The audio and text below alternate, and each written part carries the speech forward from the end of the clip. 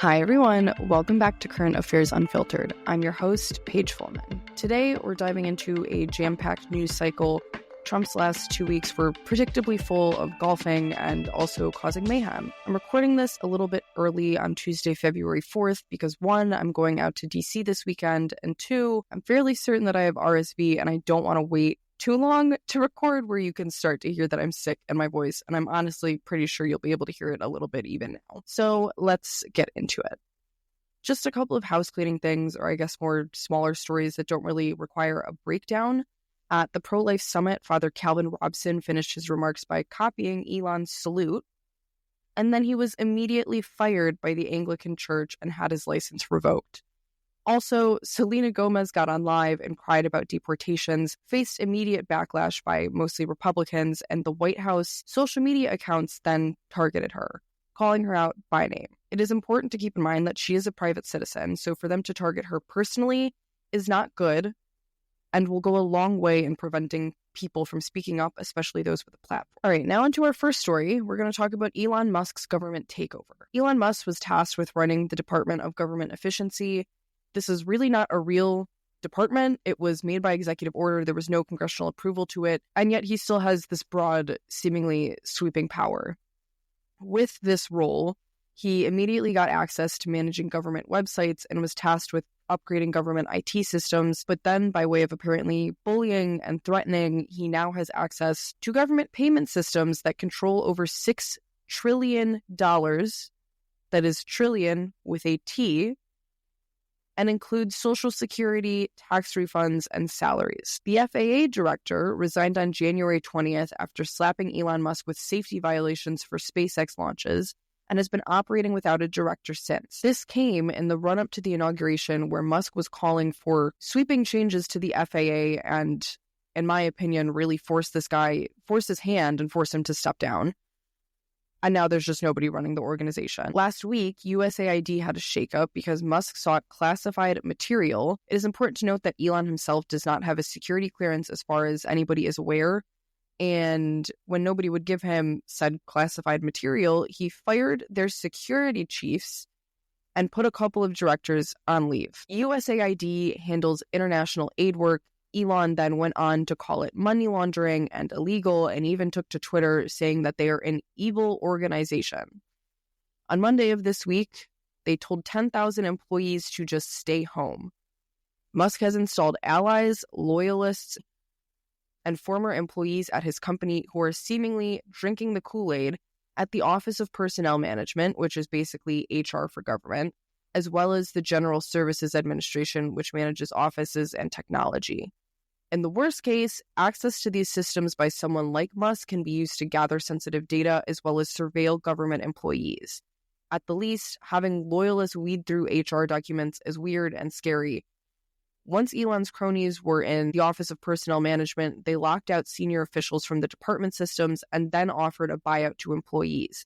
The important thing to note is that this buyout for employees is not funded by anything yet.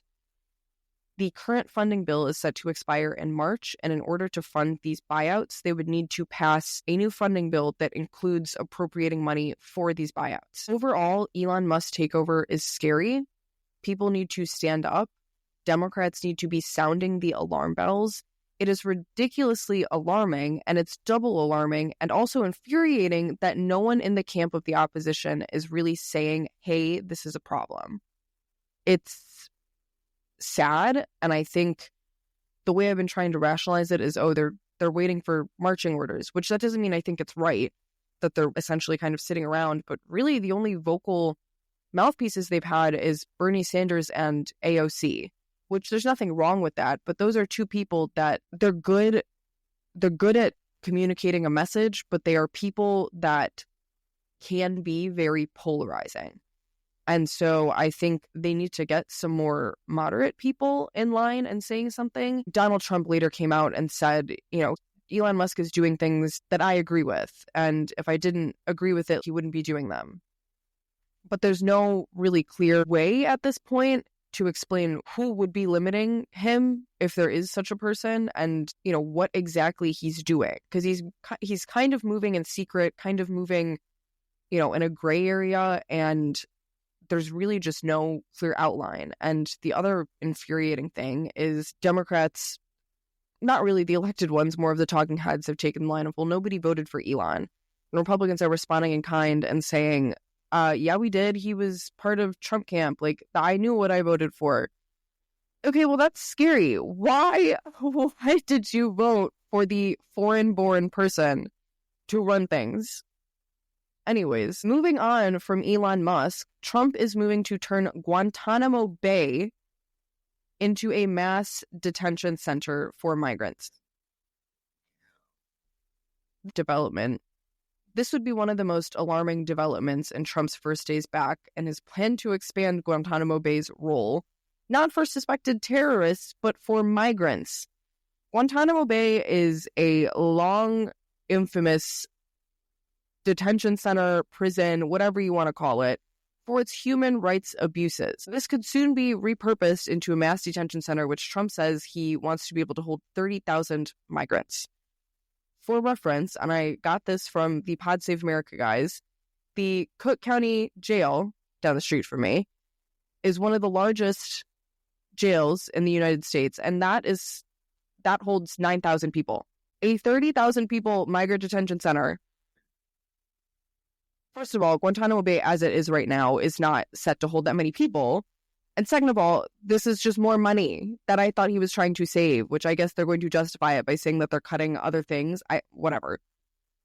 Anyways, Guantanamo Bay exists in a legal kind of gray area. The Geneva Conventions do not apply there, which means that people do not have rights. They are not considered prisoners of war because prisoners of war are protected under the Geneva Conventions. This would mean that the detainees would have little to no legal protections. Because people are not considered prisoners or POWs, there is little oversight and it's very ripe with abuse. There's no due process. There's just no oversight. If this moves forward, we are talking about a facility that could function as a de facto concentration camp. Trump says that this facility will hold the worst of the worst, but given how many stories are coming out about them not targeting the worst of the worst right now, it's very hard to imagine that that's now what Guantanamo Bay would be considered. We also need to take a step back and remember that closing Guantanamo Bay has long been a bipartisan issue. Obama tried to close it and failed. Even Trump floated the idea of closing parts of the facility in his first term. And now, rather than closing it, he's doubling down on its worst aspects of being in this gray area where we can essentially do what we want with these migrants and have no oversight. This move, to me, really isn't about border security. It's about creating an extrajudicial space where human rights do not apply. And if that doesn't scare you, I'm not really sure what will. Again, I understand that illegal immigration is a problem, but the solution is not to put people in a place that is ripe with human rights abuses. The solution might be to send them back to their countries, to send them back to other countries, but to send them to Guantanamo Bay, the Guantanamo Bay, is just asking for problems. Moving on to more domestic sort of things, we have Oklahoma's legislative agenda. It is what I would call very radical, to say the least. This whole legislative agenda has the goal of, quote, restoring moral sanity in Oklahoma. Republicans there unveiled a legislative plan with bills already on the table. Here's kind of just a summary of them, and if you want to read more about them, the link to this list of legislative demands, I guess, is going to be linked in the show notes if you would like to read more. So first up, we have Senate Bill 456, the Abolition of Abortion Act. This bill declares that life begins at conception and ensures that no person may lawfully terminate the life of a child in the womb.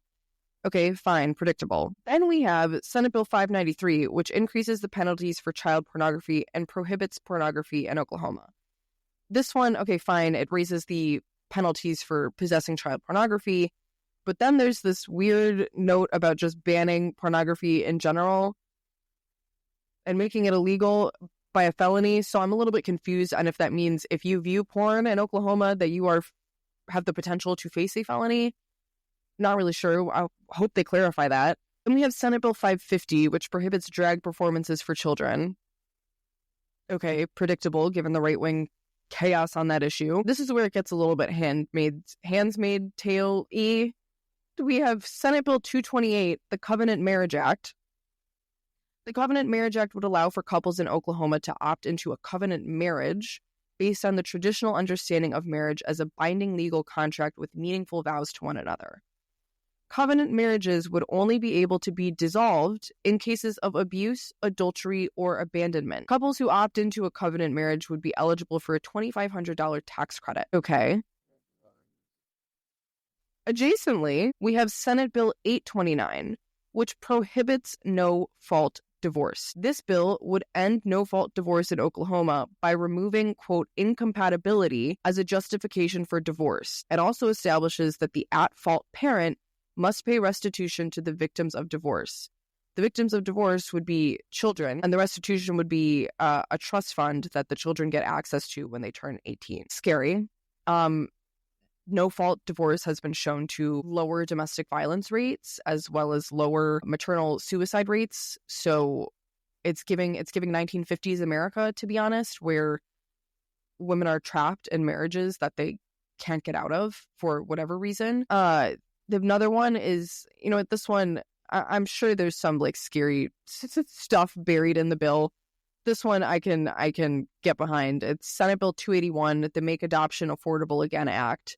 It provides tax credits to families seeking to adopt and those who donate to adoption facilitating organizations, which reduces the financial barriers and encourages the care of orphaned and vulnerable children.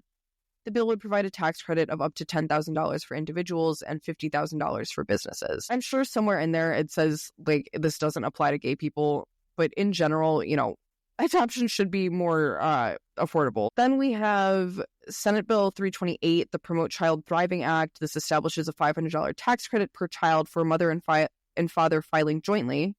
Here's where it gets good. The credit is escalated to $1,000 if the child was born after the marriage of the parents, which is so funny to me because it doesn't say the child was conceived after the marriage of the parents. So you're just forcing people to get married to each other after they get pregnant, so they get this tax credit. But then you're removing no-fault divorce, so when it inevitably does not work out because you married somebody that you don't know, you're stuck because there is no-fault divorce, and also maybe you're in a covenant marriage. Okay. Then we have Senate Bill 736. We're getting weirdly religious again. The equal tax status for health share ministries. This bill grants health share ministries such as Samaritan Ministries and Liberty Health Share the same tax benefits as traditional insurance, ensuring that those who opt for these plans are not discriminated against in the tax code. Someone said healthcare should honor our convictions. This bill ensures that families who choose Christ-centered health solutions are not penalized. Not really sure what that means. But okay. Going back internationally, this was a big news story, a couple weeks ago. Colombia rejected migrant flights, and it escalated into a very short-lived trade war with some weird Twitter exchanges. Under Biden, Colombia accepted over 400 deportation flights carrying migrants. Under Trump, they flat out refused to U.S. military planes with Colombian officials, saying that they want dignity for migrants. This is understandable, I suppose. As far as I'm aware, Biden was not sending them on military flights, which have, no seats. They're not exactly dignified. They were in handcuffs under Trump. That's just a little dicey to me. In response, Trump slapped a 25% tariff on them and said they would raise in a week if Colombia did not reconsider. Colombia came back with 50% tariffs, and then all of a sudden it was all resolved. Colombia's president said the U.S. had heeded to their demands, and the Colombian president even offered to send his own presidential plane to go pick them up. They are one of our closest allies in South America, so this is a little bit of a dangerous game to be playing. President Petro of Colombia also lashed out on Twitter, noting that he finds the U.S. boring, except for Noam Chomsky, among a couple of other characters. Overall, it was a really weird exchange, but it's over for now. And then the same thing happened with Canada and Mexico, where Trump was going to put 25% tariffs on them. And then a few hours later, he had suddenly talked to them and everything was resolved. And the funniest part was that Canada and Mexico agreed to do things that they were already doing. And then Trump claimed victory. Jack Schlossberg got on, I think he tweeted it and then posted a screenshot of it on Instagram. But he said there were never going to be any tariffs like this. And I agree. I think this is a lot of what he does. He riles people up. He gets people talking because then there were a bunch of news articles about here's what's going to happen when these tariffs hit. oh, surprise, there's no tariffs and you all panicked for nothing.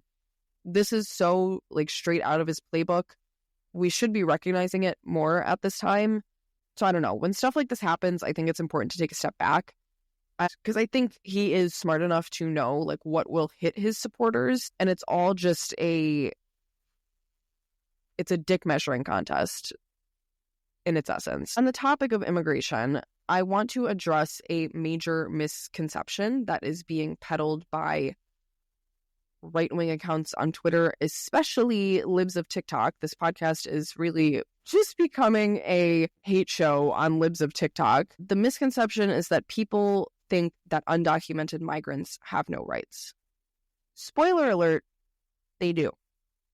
The Constitution protects people, not just citizens. That means due process, access to legal counsel, and certain labor protections. This is just the same as when you fly to another country, you are under their jurisdiction. So if you commit a crime in, say, Spain, you have the same legal protections as Spanish citizens. Like with the case of that guy in North Korea, I think his name was Otto Warmbier. Somebody fact check my pronunciation on that, who was famously arrested in North Korea. He had to go through their justice system, which is virtually non-existent. When you are in a country, you are afforded the same guarantees their citizens get in regard to the law and justice. This has been a huge misconception on the conservative side, with libs of TikTok doxing people who make infographics advising people of what they are legally allowed to do and not allowed to do when they encounter ICE, which, according to libs of TikTok, is evading ICE and going against Trump's orders. Like I said, at this point, this podcast is just a libs of TikTok hate page, but Chaya Raichik posts so much disingenuous stuff that I think it's so vital to call this out, because people do have rights. Illegal immigrants, they still have rights because they are on U.S. soil. And doxing people for informing people of their rights is disgusting. It's a problem. It's also dishonest to say that these people that are informing others of their rights are somehow breaking the law themselves. And then, sending her little chihuahuas after that. To Senate confirmations, Trump had a few people pass through. Pete Hegseth was barely confirmed, with J.D. Vance having to break the tie, which is a little bit funny to me, because how does it feel to be the nominee that had to be put in with a tie-breaking vote cast by the vice president? Yeah, I'm sure that guy's really qualified. Really awesome, I'm sure. Kristi Noem, the dog killer, was also confirmed, along with Marco Rubio. Marco Rubio cleared with the most bipartisan support of any of the other candidates. CIA Director John Ratcliffe, Sean Duffy, Doug Burgum, and Scott Bessent, who is the first openly gay cabinet member of a Republican administration. Kash Patel, RFK Jr., and Tulsi Gabbard had god-awful hearings last week and faced deserved scrutiny over some of their awful remarks. But just this morning, RFK Jr. did pass out of committee, so he's going to be taken to the Senate floor for a vote. Most of his nominees are just generally unqualified. Some are bad people in general, so I guess we'll see where we end up. At this point, considering Pete Hegseth made it through, it's hard to imagine that there is somebody that's left in the batch of people that has not been confirmed that ends up not making it out. If you check out my Instagram, I have a post from last week that shows kind of a rundown on each of his cabinet picks that gives a pretty good overview. But yeah, in one of Trump's first moves when he got into office, he did a communications blackout for all health agencies. And it's not really getting a lot of attention, I think, because people typically don't really pay attention to it.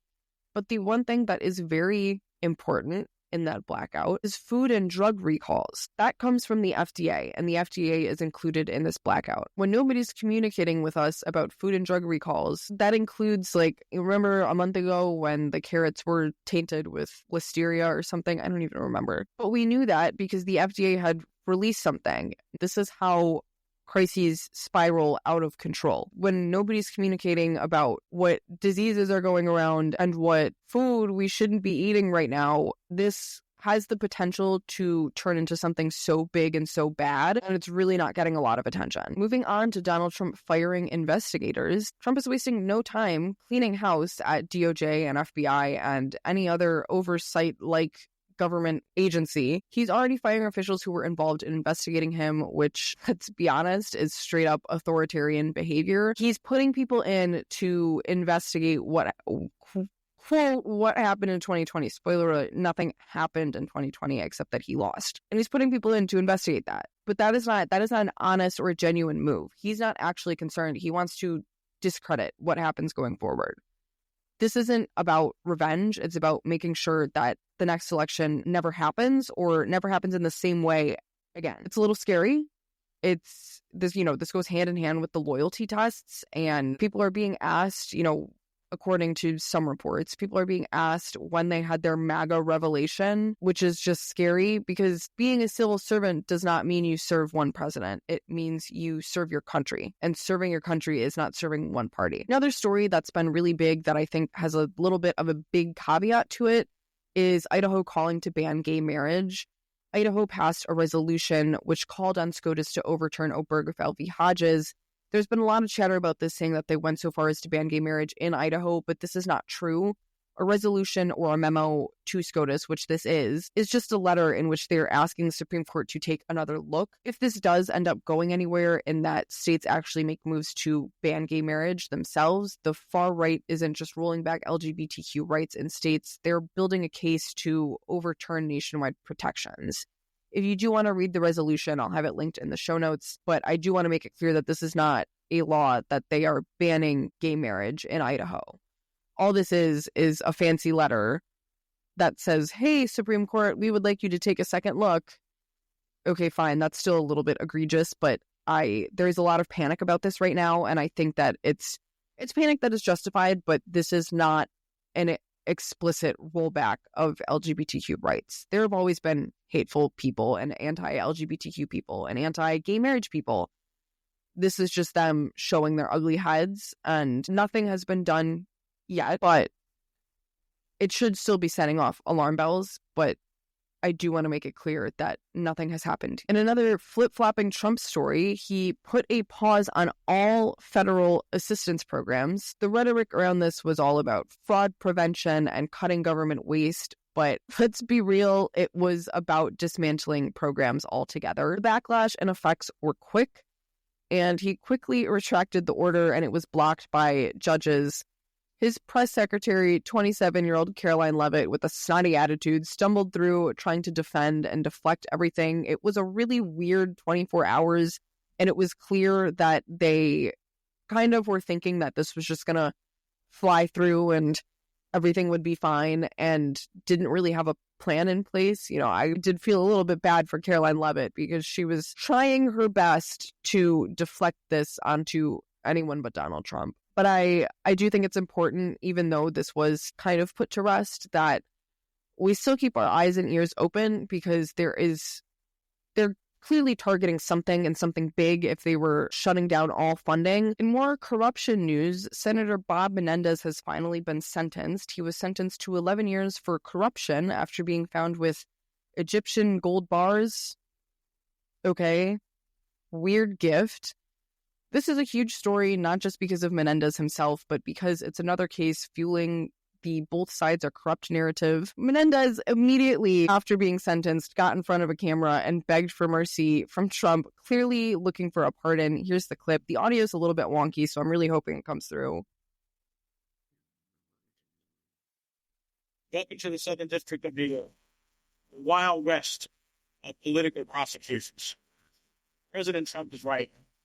This process is political and is corrupt to keep it.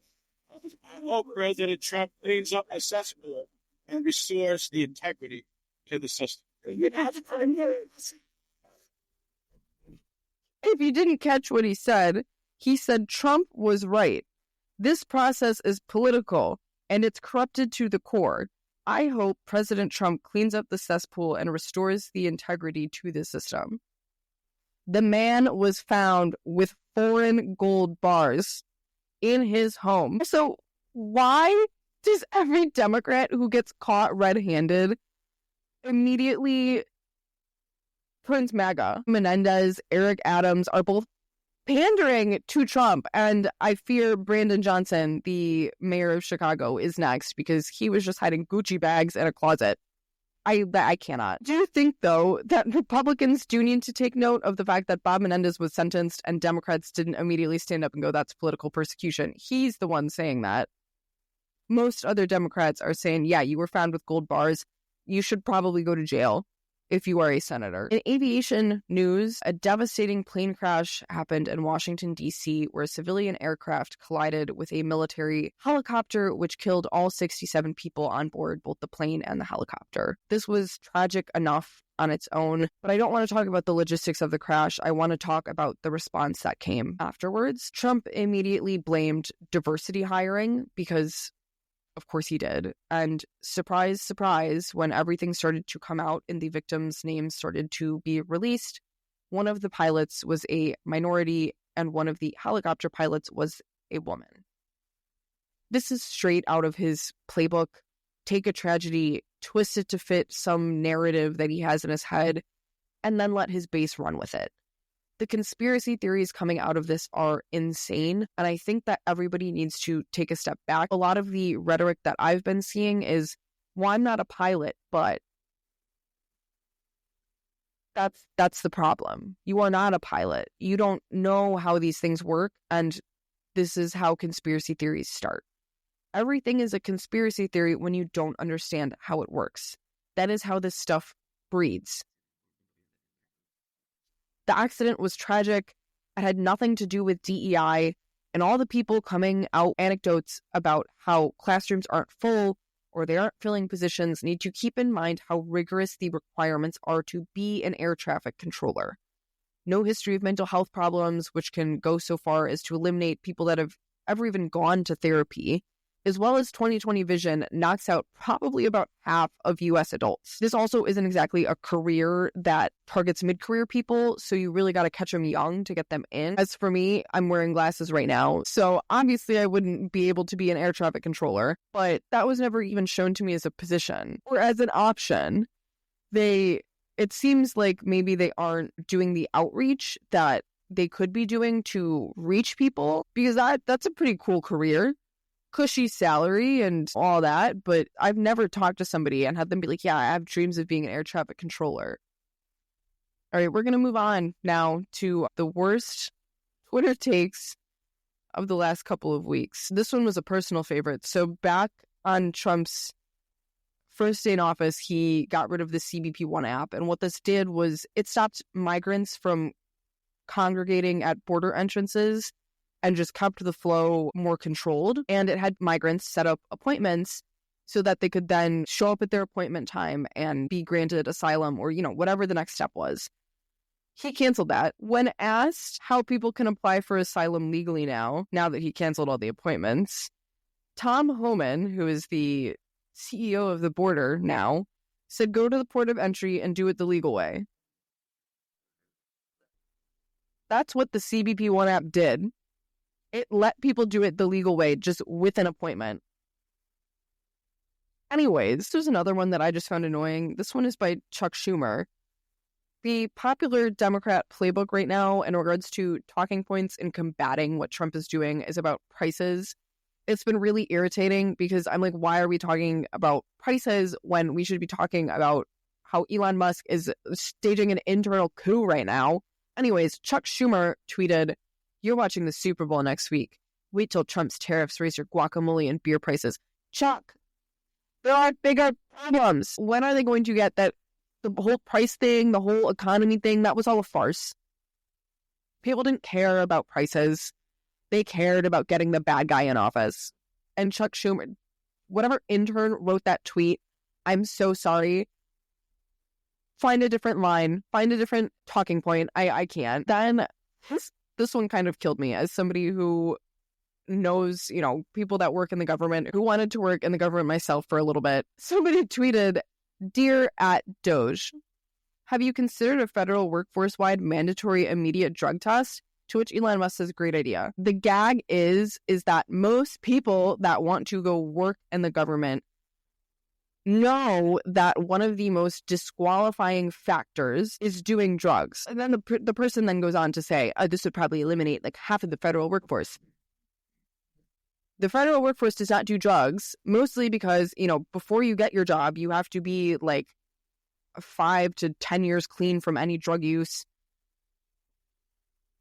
Preferable if you've never done drugs ever before in your life. But The fact that he thinks that all those things are true and then people get the federal job and then they're like, oh, thank God. Now that I have this federal job, I absolutely cannot wait.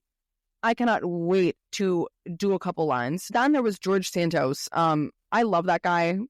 Listen, I know he's messed up. He's bad for a lot of things. He did get booted out of Congress, but as a humorous caricature, I love that man. He tweeted and said, the Belt and Road Initiative is a tool. Okay, so the Belt and Road Initiative is what I talked about in my first solo episode about how China goes into other countries and pays for things. That's the Belt and Road Initiative. George Santos says the Belt and Road Initiative is a tool the Chinese government uses to entrap third world nations. True, I think. We must reject and rebuke it out of the Americas. Okay, fine. My question to George Santos is how? Because as I said in my first episode, the way to do that for us is to also fund projects and go head to head with this. George Santos, if you're listening, I'd love to have you on to talk about the Belt and Road Initiative and where you stand on that. And also so we can talk about where you got that baby from. Anyways. And also, now that this is a Libs of TikTok hate podcast, I would be remiss to not mention some of the replies to her. She posted, this is in reference to, of course, the migrant thing. She posted a TikTok and it says, teacher puts a bar lock on a door in response to Trump authorizing ICE to enter schools. Obstructing law enforcement is a crime. We just went over how that's not true. You don't have to let ICE enter classrooms. Anyways, someone responded and goes, Libs of TikTok would have tattled on Anne Frank. 100%.